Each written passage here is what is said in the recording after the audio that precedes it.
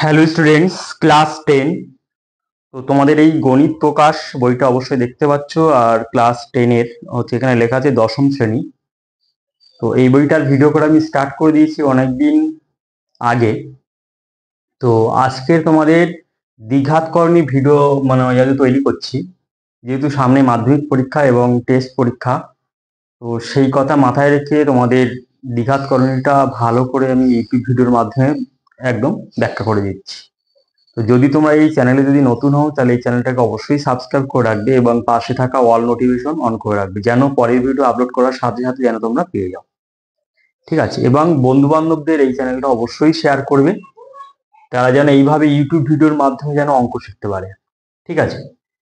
তো দেখো যে আমি ইন্ট্রোডাকশন হিসাবে তেমন কিছু দিচ্ছি না, শুধুমাত্র কোষে দেখি 9.1 থেকে শুরু করছি, যেহেতু হাতে টাইম খুব কম। এবার যখনই আমি ব্যাখ্যা করব আর কি, তখন অঙ্কের মাধ্যমে বুঝিয়ে দেব যে ইন্ট্রোডাকশনে আসলে কি আছে বা সেই রিলেটেড আর কি। ঠিক আছে? এর আগে চ্যাপ্টারের প্রথম থেকে সদৃশকরণী, অসদৃশকরণী, দুটি করণীর যোগ গুণ, হ্যাঁ, এই সমস্ত কিছু আছে। যে দ্বিঘাতকরণী কাকে বলে, হ্যাঁ, সেই সমস্ত কিছু ব্যাখ্যা আছে। তো ওটা আমি পরে একটা ভিডিও আমি তৈরি করে দেব। এখন আমি কোষে দেখি 9.1 থেকে আমি স্টার্ট করে দিচ্ছি। ঠিক আছে? তারপরে একটা ইম্পর্টেন্ট প্রশ্নের জায়গা আছে, শর্ট প্রশ্ন, পেজ নাম্বার 150-এ। যে পাইকে নিয়ে একটা প্রশ্ন আছে। হ্যাঁ, দ্বিঘাতকরণের পাইটা অ্যাকচুয়ালি কি, যে পাইটাকে বলা হয় অমূলদ সংখ্যা, কিন্তু পাইয়ের মান 22/7কে বলা হয় একটা মূলদ সংখ্যা। তাহলে অমূলদ এবং মূলদ সংখ্যা কাকে বলে? তাহলে এখানে যেমন প্রথমে প্রশ্নে উল্লেখ করে দেওয়া আছে যে মূলদ অমূলদ সংখ্যার গুণফল আকারে প্রকাশ করো। তাহলে তোমাকে আগে জানতে হবে যে মূলদ সংখ্যা কাকে বলে। তাহলে যে সমস্ত সংখ্যাকে পি বাই কিউ আকারে প্রকাশ করা যায়, যেখানে কিউ নট ইকাল টু 0, আর পি আর কিউ হচ্ছে যে কোনো পূর্ণ সংখ্যা, যে কোনো পূর্ণ সংখ্যা। ঠিক আছে? তাহলে সংক্ষেপে সংজ্ঞা বলে দিচ্ছি যে মূলদ সংখ্যা কাকে বলে। যে সমস্ত সংখ্যাকে পি বাই কিউ আকারে প্রকাশ করা যায়, যেখানে Q not equal to 0, P Q যে কোনো পূর্ণ সংখ্যা, সেই সমস্ত সংখ্যাকে বলা হয় মূলদ সংখ্যা। আর অমূলদ সংখ্যা কাকে বলে? যে সমস্ত সংখ্যাকে পি বাই কিউ আকারে প্রকাশ করা যায় না, আর বাকি কন্ডিশন গুলো সেম থাকে, শুধু এখানে পি বাই কিউ আকারে প্রকাশ করা যায় না। ঠিক আছে? তাই এই হচ্ছে ব্যাপার। তো এবার আসল টপিকে যাচ্ছে যে এই একটা রুট যুক্ত একটা সংখ্যা দেওয়া আছে, √175। এই সংখ্যাটাকে মূলদ এবং অমূলদ সংখ্যার গুণফল আকারে প্রকাশ করো। তাহলে কি করতে হবে? 175 কে ফ্যাক্টর বের করতে হবে। 5 3 15, 16 17, 5 5 25, 5 7 35। ঠিক আছে? তাহলে তাহলে কি হবে এখানে? তাহলে আমরা লিখতে পারবো যে 175-এর বদলে 5 × 5 × 7 √1। তাহলে আমরা লিখতে পারবো যে 5, দুটো 5 আছে, মানে 5 square into 7 √1 equal to 5 square root into √7। অর্থাৎ রুটটা এই দুটো সংখ্যার উপরে ভাগ করে নেবে। এই দুটো সংখ্যা রুটটাকে ভাগ করে নেবে। তাহলে 5 এর স্কোয়ার আর তার মাথায় রুট, মানে এর মান হবে 5 ইন্টু √7 সমান 5√7।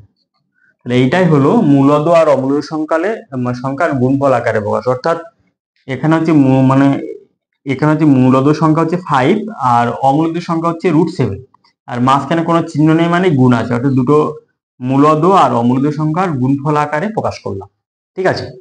এবার প্রশ্ন হচ্ছে যে এখানে 5 স্কোয়ার তার মাথায় রুট থাকলে কেন 5 হয়? তার একটা সূত্র আছে, ফর্মুলা, যে এক্স স্কোয়ার তার মাথায় রুট থাকলে এর মান হবে এক্স, আবার √x এর স্কোয়ার থাকলে এর মানও হবে এক্স। ব্যাখ্যাটা কেন হবে? দেখো, রুটের মান সবসময় হাফ হয়, রুটের মান। তাহলে এক্স কি করে তৈরি হচ্ছে দেখো। তাহলে এখানে এক্স স্কোয়ার, তাহলে রুটের পরিবর্তে এখানে বাইরে হাফ দিয়ে দেবো, পাওয়ারে হাফ। এবার এক্স টু দি পাওয়ার 2 × 1/2, 2 এখানে কাটা যাচ্ছে, তাহলে এক্স টু দি পাওয়ার 1, তাহলে এক্স পড়ে থাকে। তাহলে এখানে এক্স এর মাথায় 2 থাকলে তার মাথায় যে স্কোয়ার থাকলে তার মাথায় রুট থাকলে তার মান এক্স হয়, তাহলে এই পদ্ধতি। ঠিক আছে, একই রকম ভাবে same to same root over X square, তার মানে কি এটাকে ব্যাখ্যা করলে কি হবে, দেখো রুট ওভার এক্স মানে তার মাথায় হাফ আর বাইরে তো 2 আছে, আবার তার পরের লাইন হবে x to the power half into 2, 2 2 কাটা গেল সমান সমান এক্স টু দি পাওয়ার 1 সমান সমান এক্স। তাহলে এইভাবে আমরা এক্স পাই। ঠিক আছে, সেই কারণে এটাও হচ্ছে, তাহলে এটা হচ্ছে নির্ণয় আনসার। এর পরের অঙ্ক দেখো যে 2 দাগের অঙ্ক কি লেখা আছে,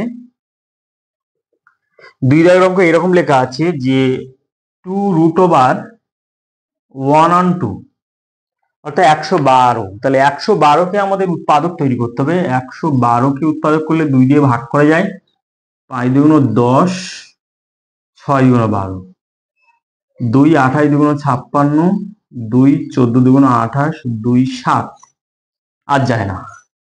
তাহলে 112 সমান লেখা যায় যে 112 সমান লেখা যায়, চারটে 2 আছে, 2 ইন্টু 2 ইন্টু 2 ইন্টু 2 ইন্টু 7, চারটে 2 আছে আর একটা 7 আছে, তার সমান সমান লেখা যায় 2 স্কোয়ার ইন্টু 2 স্কোয়ার ইন্টু 7।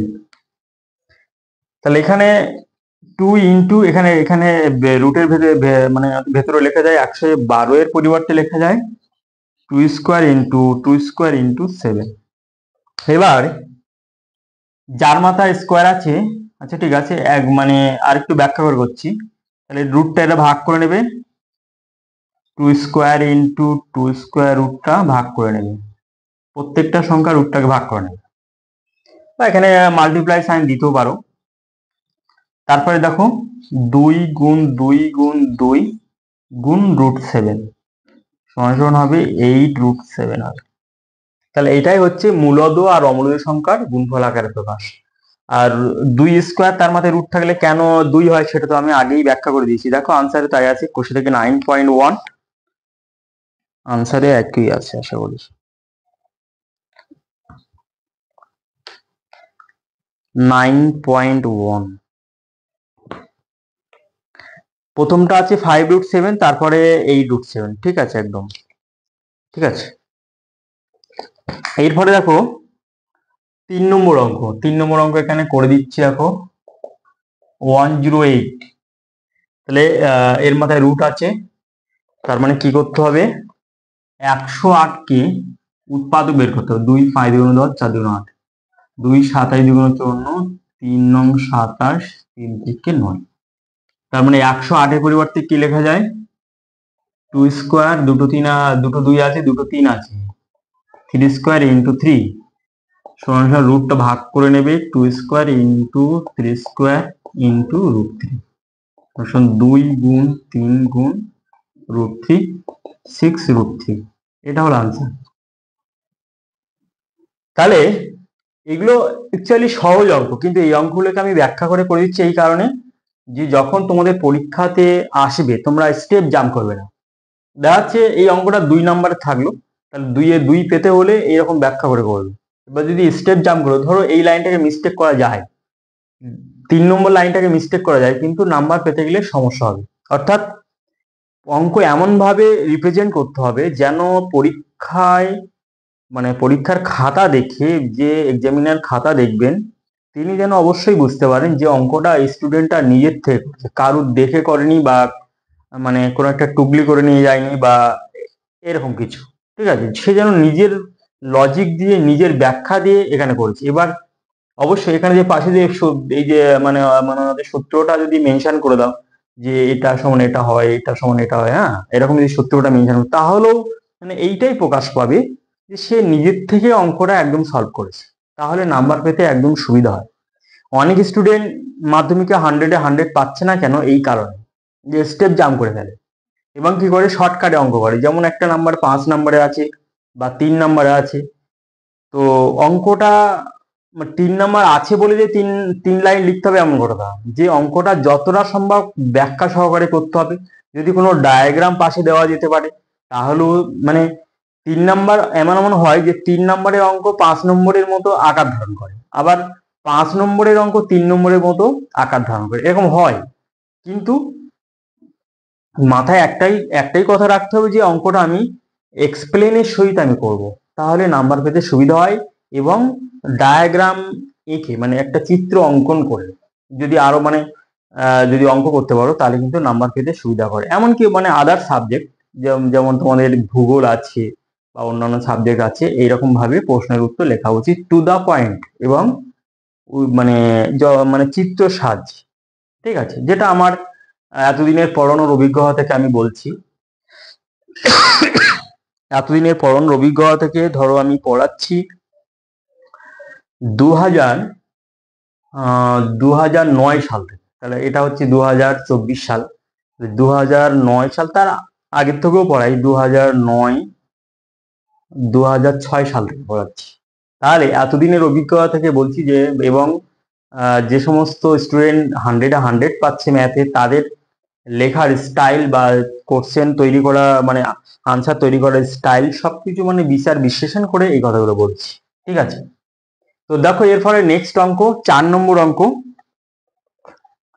4 নম্বর অঙ্ক এখানে করে দিচ্ছি √1 to 5। তাহলে 1 to 5 কে এবার ওই একই রকম ভাবে ফ্যাক্টর তৈরি করতে হবে। তাহলে কত হবে 5 × 10 5 × 25 5 × 25, অর্থাৎ 125-এর পরিবর্তে লেখা যায় 5² × 5। তাহলে √5² × √5, রুটটা ভাগ করে নেবে সমান 5√5 হয়ে যাবে। তাহলে এটাই হচ্ছে মূলদ আর অমূলদ সংখ্যার গুণফল আকারে প্রকাশ। আর একটা অঙ্ক আছে যে 5√1 on 9। এখানে জায়গা নেই, আমি বোর্ডটা মুছে নিই তারপরে করছি। এরপরে দেখো যে 1/5 যে অঙ্কটা, ঠিক আছে, সেটা কি করে করতে হবে। লেখা আছে 5√1 on 9। তাহলে এবার দেখো যে আমরা 119-কে উৎপাদক করার চেষ্টা করব। তাহলে 119-কে কত দিয়ে ভাগ করা যায়, এখানে যা করো 7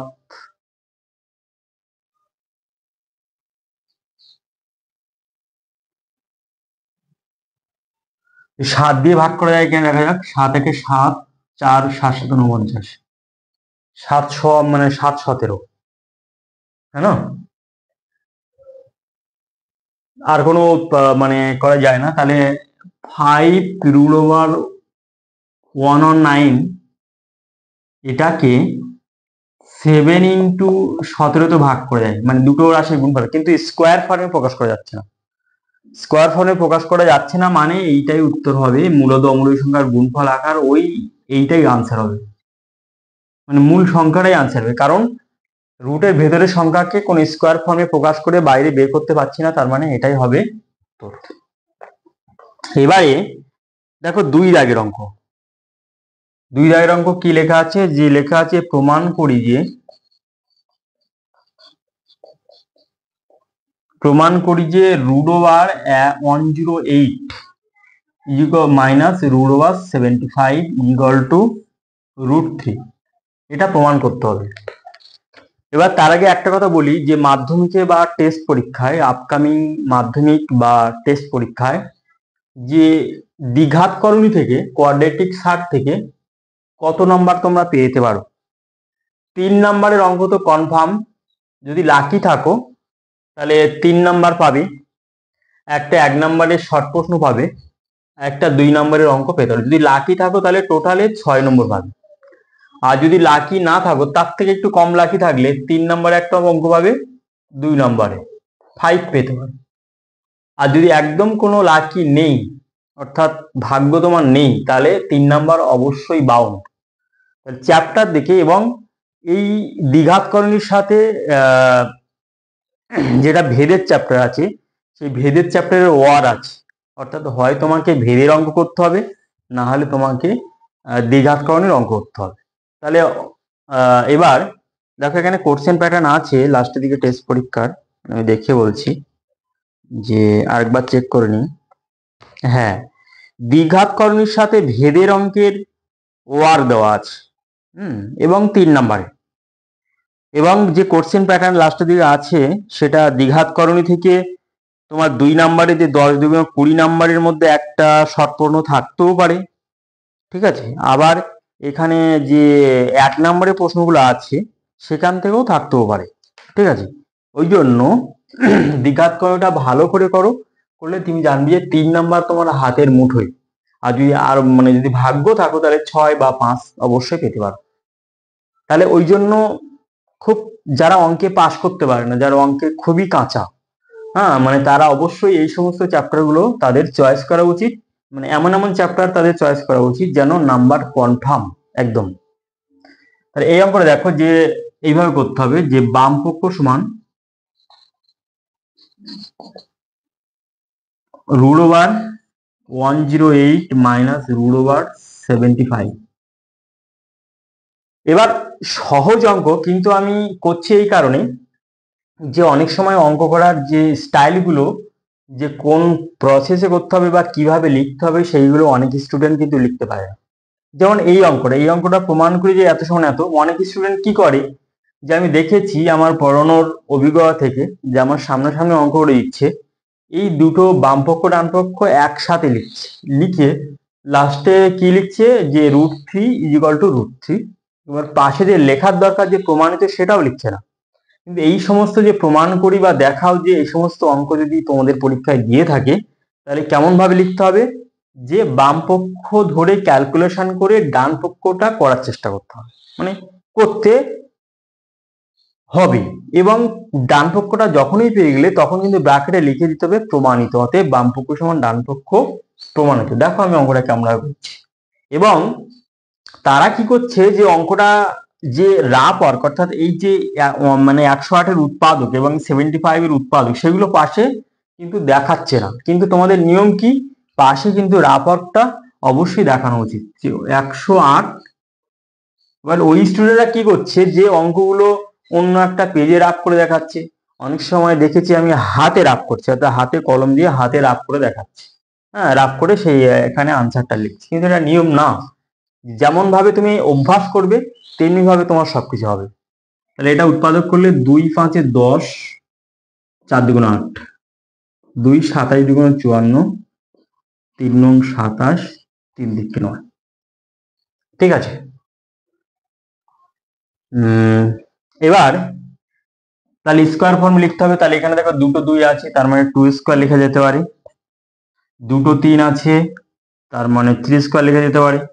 তারপরে একটা সিঙ্গেল 3 আছে, √/-75 কেও এরকম উৎপাদক করা যেতে পারে। 75 5 15 75, 5 3 15। তাহলে কি হবে 5 স্কোয়ার × 3। এবার তারপরে এই রুটটা সবার মধ্যে ভাগ করে দেবো, তাহলে 2 স্কোয়ার রুট ইন্টু 3 স্কোয়ার, তার মধ্যে root into 3 minus 5 square root into √3। এবার যার মাথায় রুট আছে তাহলে এখানে এই রাশিমালা ক্যালকুলেশন করলে 2 হবে, এটা 3 হবে, আর এটাকে √3টা দেওয়া হয়নি, √3 হবে। তার মানে হচ্ছে ইন্টু √3 মাইনাস 5 √3। তাহলে ক্যালকুলেশন করে কত হবে 6 √3 মাইনাস 5 √3 সমান সমান √3 সমান ডান পক্ষ সমান ডান পক্ষ। তাহলে অতএব লাস্টে লিখতে হবে যে অতএব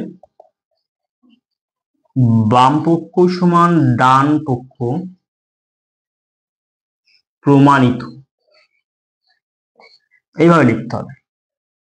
তাহলে আজকের ভিডিও এই পর্যন্ত স্টপ করব, ভিডিও নম্বর 1 দ্বিঘাত করবি। তো এই ভিডিওটা অবশ্যই মনোযোগ সহকারে দেখবে এবং অঙ্কগুলো খাতায় টুকে নেবে। আর পরের ভিডিও আমি শুরু করব 3-এর দাগ থেকে। তাহলে পরের ভিডিওর জন্য অবশ্যই অপেক্ষায় থাকবে, কারণ পরের খুব ইম্পর্টেন্ট অঙ্ক আছে। ওকে।